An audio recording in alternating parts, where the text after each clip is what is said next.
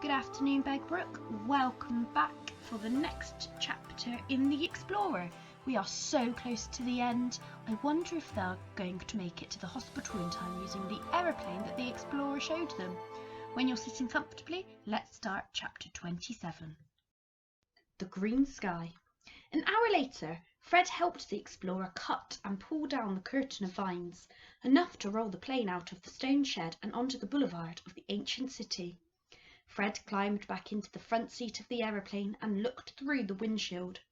Seat padding was sprouting up from holes in the black leather, but the inside of the plane was spotlessly clean. "How's Max?" he asked. "Sleeping. Leela is keeping him cool with rainwater.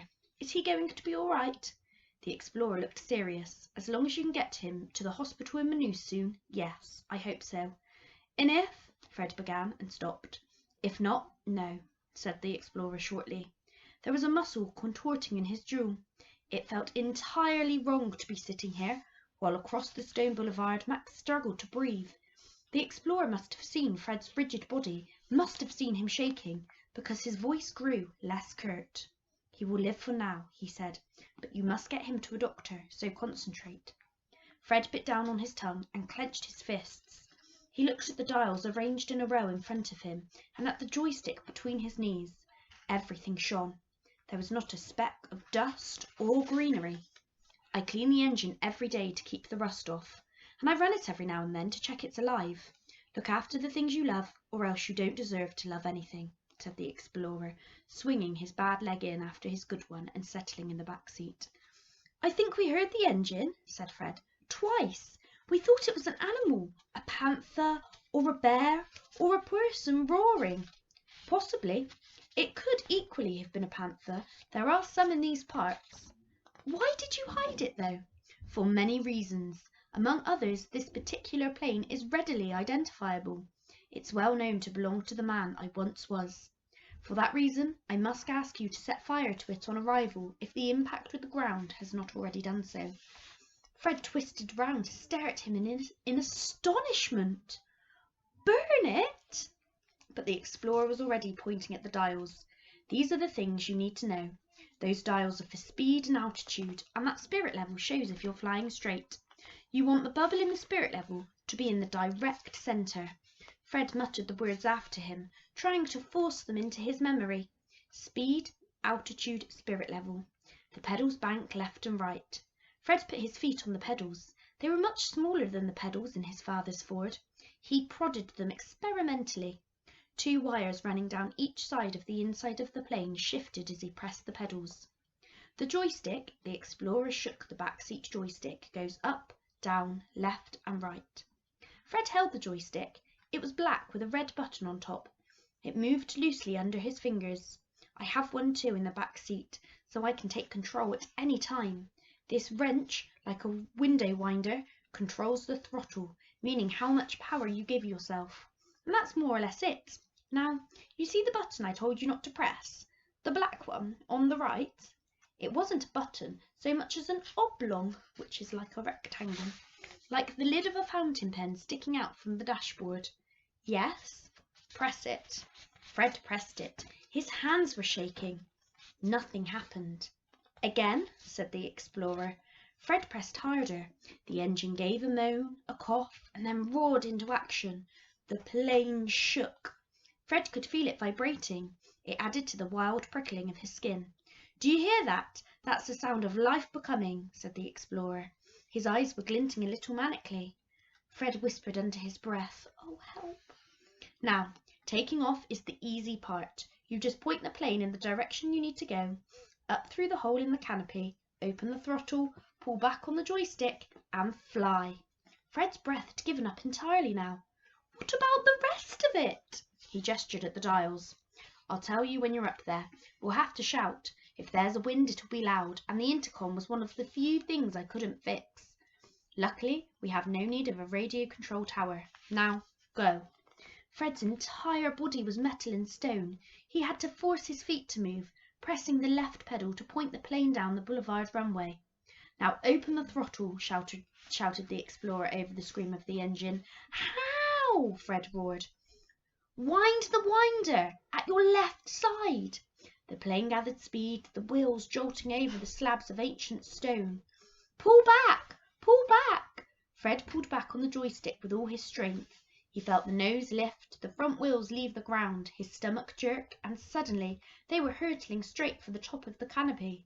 The sky above him was crisscrossed with green. Fred let out a yell of fear, but the explorer pulled back further on his own joystick, and the tail cleared the greenery of the jungle. "It would be a good idea to open your eyes," said the explorer. "It makes piloting easier." Fred opened his eyes. They were in the sky. "How did you know they were closed?" "Mine were, when I first launched a plane," said the explorer. The tinge of madness in his voice was still there. "You're flying." Fred looked down. The jungle was an infinite sweep of green, which means that it goes on and on and on. A Turkish carpet for a god. His heart was roaring louder than the wind ripping past his ears. The explorer leant forward and shouted in his ear, "Use the stick to turn left. You need to get the feel of the controls." Very gingerly, which means very carefully and very cautiously, Fred tilted the stick. "More than that, you can be flying sideways without tipping the plane over. You need to feel you can take risks." Fred pulled the joystick hard to the left. The wing dipped and the plane swooped in the air. His stomach swooped with it. "Less! Less than that!" yelled the explorer. A bird flew past them. The plane was heading straight towards it. "Don't hit any birds!" roared the explorer. "It's bad for the propeller."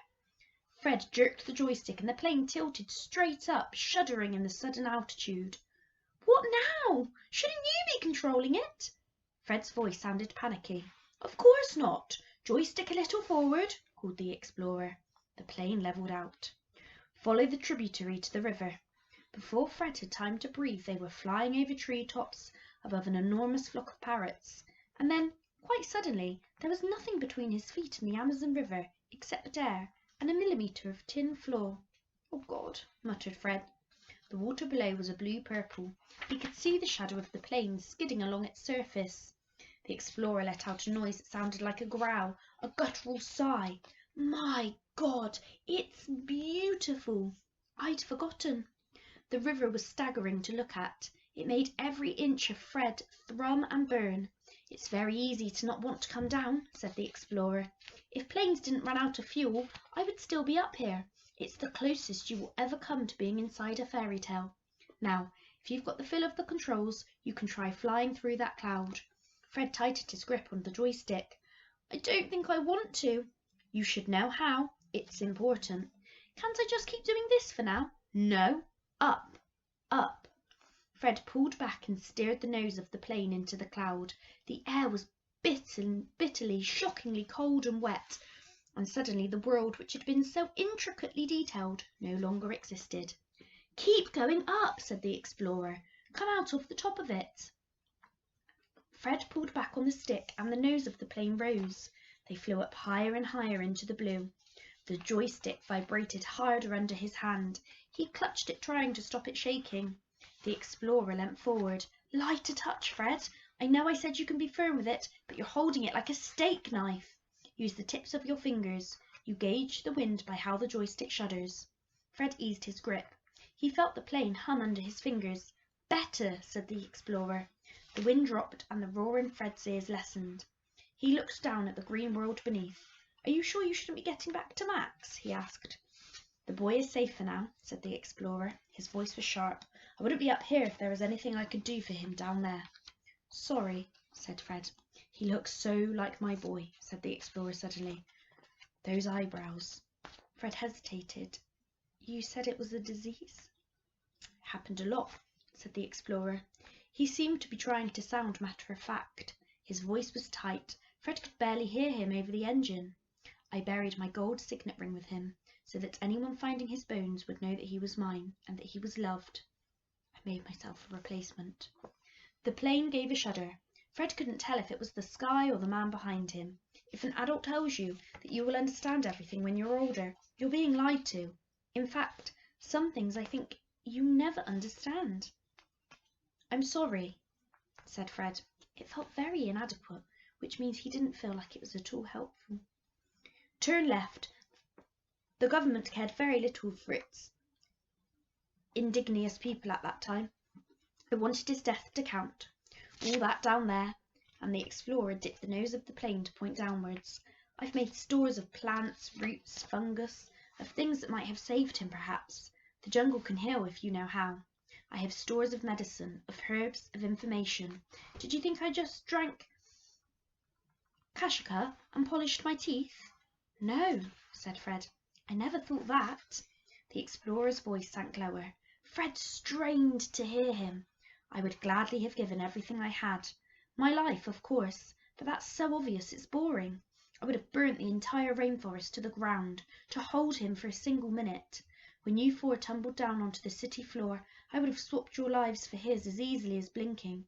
I would have gladly have watched you die in exchange for holding him once more. He jerked the plane sideways, and Fred gripped the seat with his fingernails. That is no longer the case. I was afraid that my heart had simply run out, but it transpires that the heart has its own petrol station, its own coal, its own soap. It will renew, so use it hugely. The explorer banked sharply left again and began circling lower. Now, you're going to land the plane. I'll start bringing her in. Fred murmured a swear word under his breath, followed by another. Landing sounded like the least fun part of flying, mostly because if you got it wrong, you were liable to be distributed over the world in small chunks. I'm going to pretend I didn't hear that, said the explorer. I'll get you through the canopy hole, and then you will finish the landing. You want to land with your back and front wheels on the ground simultaneously, which means at the same time. But if you can't, it has to be front wheels first. The back one is very fragile. Fred used his free hand to bring the collar of his shirt up to his mouth. He bit down, hard. It helped keep his hand steady, though it tasted of honey and mud and dead bird. The explorer guided the plane towards the hole in the canopy. Fred craned round to look at him. His face was concentrated and glowing. They dipped down through the hole. Now, take the controls, called the explorer. Fred aimed for the stretch of boulevard and for the panther. As they hurtled downwards, the thought of Max somewhere on the stone below overtook Fred, and he jerked the joystick forward and down, away from where the boy might be lying. The front wheels hit the stone and bounced off again. The impact threw Fred forward, and his head smacked against the dashboard. The explorer took over the controls, wrenching the plane round. It bumped once, turned, sped up, and climbed into the air again, back out through the hole. Fred shook himself, disoriented. They were back in the sky. That wasn't bad, called the explorer. What do you mean? It was terrible. I nearly killed us, shouted Fred. Not bad for a first try. The instinct is to push down with the stick to get the nose on the ground. The explorer sounded calm, but you have to pull backwards and up. You can practice that with the plane later on the ground. You need to get the instinct into your fingers. Now, I'll loop us and come in again. This time, as they approached the stone, Fred pulled the joystick up. He held the stick steady in his hands. The nose was tilted too high to see the ground through the windshield, so he leant out of the side, peering ahead, his heart screaming in his chest. How do you think he's feeling if his heart is screaming? The plane touched down, rose again, bumped, and suddenly it was speeding along the stone floor towards the wall. The wall seemed to be coming up very fast. Slow! Slow to a halt! Good! The explorer reached forward and pulled back the throttle and took over the controls. Good! The plane stopped. Fred sat in the front seat, sweat coursing down his face, both hands gripping his knees. It was astonishing, he thought. It was like nothing else on earth. He felt wobbly, uncooked. Now, what was that word I heard you say in the sky? Said the explorer sternly. Sorry, said Fred. Where did you learn that word anyway? School. Pilots never swear. It makes them look panicked. Kindly remember that, and never let me hear you swearing again in any circumstances. Sorry, said Fred again. But it was difficult to feel truly sorry, difficult to feel anything except the roar in his ears and the bite of adrenaline in his blood. But well done. That was a landing you should be proud of. Fred shook his head. I bounced. But you rescued it. That's the only part that matters. Okay, so now that we know Fred can fly a plane, I wonder if they'll be able to get back to Manus. You'll have to come back tomorrow to find out.